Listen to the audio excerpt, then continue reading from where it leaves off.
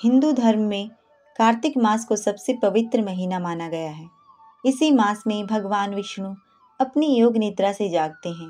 इसी महीने करवा चौथ, दीपावली और छठ महापर्व सहित कई बड़े त्योहार पड़ते हैं। इस माह में सूर्योदय से पहले स्नान करने का नियम है। इससे शरीर स्वस्थ और मन शांत रहता है। नमस्कार दोस्तों, आप देख रहे हैं अनु कहानी कथा चैनल। अब मैं आपको कार्तिक व्रत के पुण्यदान से एक राक्षसी का उद्धार किस प्रकार हुआ, पद्म पुराण में निहित एक पौराणिक कथा सुनाने जा रही हूँ।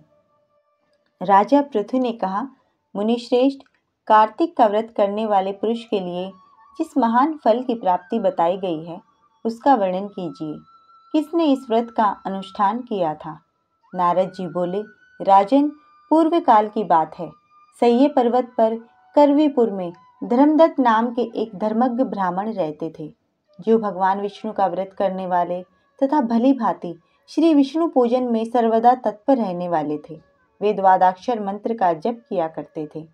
अतिथियों का सत्कार उन्हें विशेष प्रिय था। एक दिन कार्तिक मास में श्री हरि के समीप जागरण करने के लिए वे भगवान के मंदिर की ओर चले। उस समय एक पहर रात बाकी थी।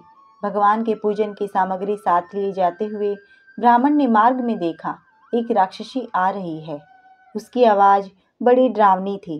टेढ़ी मेढ़ी दाढ़ी, लपलपाती हुई जीभ, धसे हुए लाल लाल नेत्र, नग्न शरीर, लंबे लंबे बाल और घरघर शब्द, यही उसकी हुलिया थी। उसे देखकर ब्राह्मण देवता भय से थर्रा उठे। सारा शरीर कांपने लगा। उन्होंने साहस करके पूजा की सामग्री तथा जल से ही उस राक्षसी के ऊपर रोषपूर्वक प्रहार किया। हरि नाम का स्मरण करके तुलसी दल मिश्रित जल से उसको मारा था, इसीलिए उसका सारा पातक नष्ट हो गया। अब उसे अपने पूर्व जन्म के कर्मों के परिणाम स्वरूप प्राप्त हुई दुर्दशा का स्मरण हो आया। उसने ब्राह्मण को दंडवत प्रणाम किया और इस प्रकार कहा, ब्राह्मण, मैं पूर्व जन्म के कर्मों के कुपरिणामवश इस दशा को पहुंची हूँ। अब कैसे मुझे उत्तम गति प्राप्त होगी? राक्षसी को अपने आगे प्रणाम करते तथा पूर्व जन्म के किए हुए कर्मों का वर्णन करते देख ब्राह्मण को बड़ा विस्मय हुआ। वे उससे इस प्रकार बोले, किस कर्म के फल से तुम इस दशा को पहुंची हो? कहाँ से आई हो? तुम्हारा क्या नाम है तथा तुम्हारा आचार व्यवहार कैसा है? ये सारी बातें मुझे बताओ। कलहा बोली, ब्राह्मण, मेरे पूर्व जन्म की बात है। सौराष्ट्र नगर में भिक्षु नाम के एक ब्राह्मण रहते थे। मैं उन्हीं की पत्नी थी। मेरा नाम कलहा था। मैं बड़े भयंकर स्वभाव की स्त्री थी। मैंने वचन से भी कभी अपने पति का भला नहीं किया, उन्हें कभी मीठा भोजन नहीं परोसा। मैं सदा उनकी आज्ञा का उल्लंघन किया करती थी। कलह मुझे विशेष प्रिय था। वे ब्राह्मण मुझसे सदा उद्विग्न रहा करते थे। अंत तो गतवा मेरे पति ने दूसरी स्त्री से विवाह करने का विचार कर लिया। तब मैंने विष खाकर अपने प्राण त्याग दिए। फिर यमराज के दूत आए और मुझे बांधकर पीटते हुए यमलोक में ले गए। यमराज ने मुझे उपस्थित देख चित्रगुप्त से कहा, चित्रगुप्त, देखो तो सही इसने कैसा कर्म किया है। इसे शुभ कर्म का फल मिलेगा या अशुभ कर्म का? चित्रगुप्त ने कहा, धर्मराज, इसने तो कोई भी शुभ कर्म नहीं किया है। यह स्वयं मिठाइयाँ खाती थी और अपने स्वामी को उसमें से कुछ भी नहीं देती थी। अतः चमगादड़ की योनि में जन्म लेकर यह अपनी विष्ठा खाती हुई जीवन धारण करे। इसने सदा अपने स्वामी से द्वेष किया है तथा सर्वदा कलह में ही इसकी प्रवृत्ति रही है। इसीलिए यह शुक्री की योनि में जन्म ले, विष्ठा का भोजन करती हुई समय व्यतीत करे। जिस बर्तन में भोजन बनाया जाता है उसी में यह हमेशा खाया करती थी। अतः उस दोष के प्रभाव से यह अपनी ही संतान का भक्षण करने वाली बिल्ली हो, और इसने अपने स्वामी को निमित्त बनाकर आत्मघात किया है। अतः यह अत्यंत निंदनीय स्त्री कुछ काल तक प्रेत शरीर में भी निवास करे। दूतों के साथ इसको यहाँ से मरु प्रदेश में भेज दिया जाना चाहिए। वहाँ चिरकाल तक यह प्रेत का शरीर धारण करके रहे। इसके बाद यह पापिनी 3 योनियों का भी कष्ट भोगेगी। कलहा कहती है, विप्रवर, मैं वही पापिनी कलहा हूँ। प्रेत के शरीर में आए मुझे 500 वर्ष व्यतीत हो गए। मैं सदा ही अपने कर्म से दुखित तथा भूख प्यास से पीड़ित रहा करती हूँ। एक दिन भूख से पीड़ित होकर मैंने एक बनिए के शरीर में प्रवेश किया और उसके साथ दक्षिण देश में कृष्णा और वेणी के संगम पर आई। आने पर ज्यों ही संगम के किनारे खड़ी हुई, त्यों ही उस बनिए के शरीर से भगवान शिव और विष्णु के पार्षद निकले और उन्होंने मुझे बलपूर्वक दूर भगा दिया। द्विजश्रेष्ठ, तब से मैं भूख का कष्ट सहन करती हुई इधर उधर घूम रही थी। इतने में ही आपके ऊपर मेरी दृष्टि पड़ी। आपके हाथ से तुलसी दल मिश्रित जल का संसर्ग पाकर अब मेरे पाप नष्ट हो गए हैं। विप्रवर, मुझ पर कृपा कीजिए और बताइए, मैं इस प्रेत शरीर से और भविष्य में प्राप्त होने वाली भयंकर 3 योनियों से किस प्रकार मुक्त होंगे।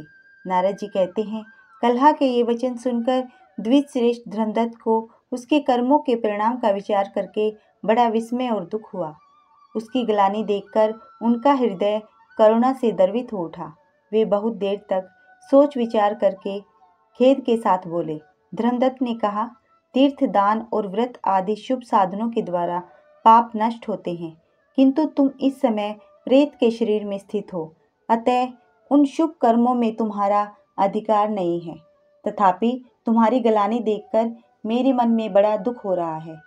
तुम दुखी नहीं हो, तुम्हारा उद्धार किए बिना मेरे चित्त को शांति नहीं मिलेगी।